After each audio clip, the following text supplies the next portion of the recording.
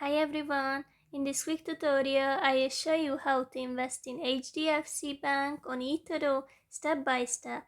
First open the eToro app and log into your account.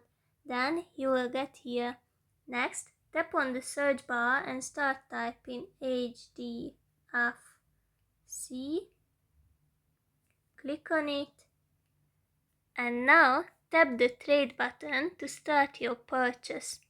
First of all, decide how much money you would like to invest, and then you can adjust a few settings.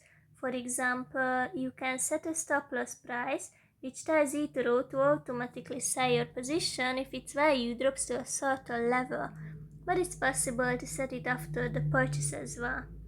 Now, under the order type, you can pick market order to buy immediately at the current price, or limit if you would like to set a specific price. Finally, click on buy, and that's basically it. Go to your portfolio to check your investment by tapping on the pie chart. Please note that this video is for educational purposes only and is not financial or investment advice. Always do your research before making any investment decision.